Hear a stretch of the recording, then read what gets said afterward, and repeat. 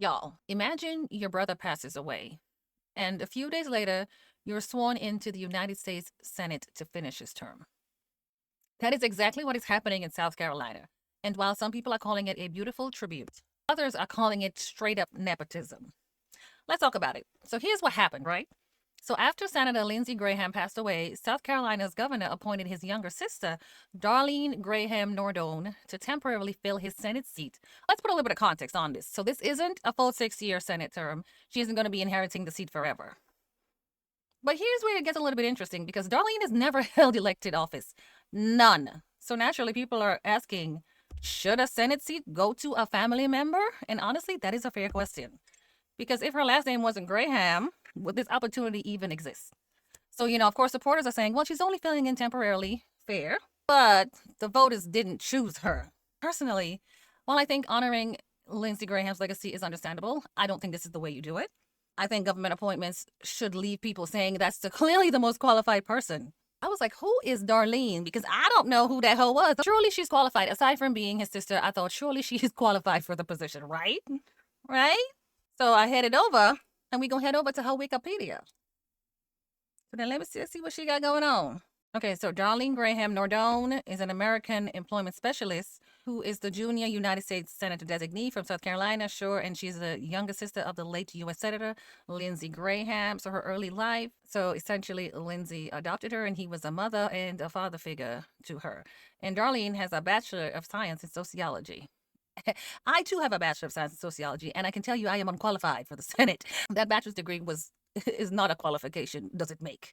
But anyway, so her career. So she appeared in a TV ad for Lindsey's campaign at the Senate. So I guess she helped, okay.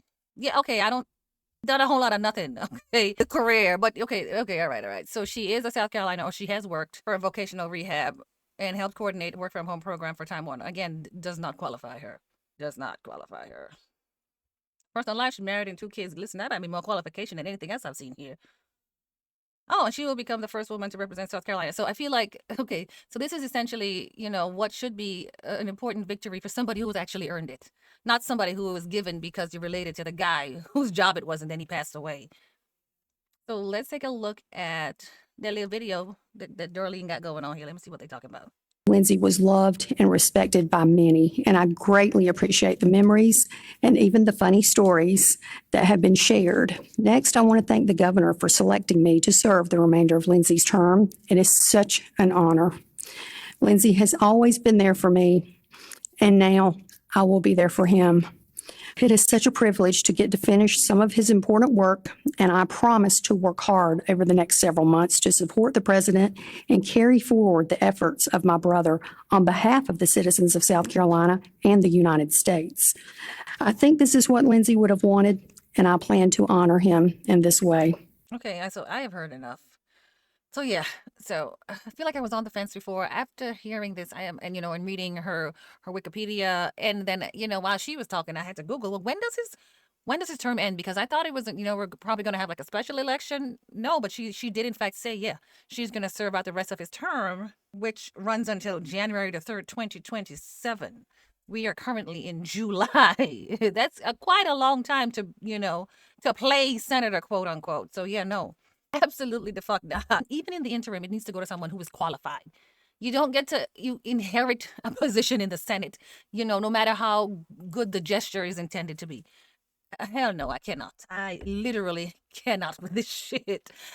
And honestly, before I get offensive, I'm just leave it at that. Anyway, so I want to hear from y'all. What do you think? Is this shit crazy or what? I think we skated by with the Erica Kirk TPUSA issue, but this is a bridge too goddamn far, guys. Come on now, wrap it up. This shit is crazy. So let me know in the comments. Am I tripping or what? Or are you tripping if you think this is okay? You know what? And let me know why you think this is okay. That's what I need to know. Let me know how and why you think this shit is okay. I need to know what your rationale is. Bye. Bye. I'll be watching. And when you feel that the soca done, well, it's more soca to come. And when you feel that the whining done, well, it's more whining to come.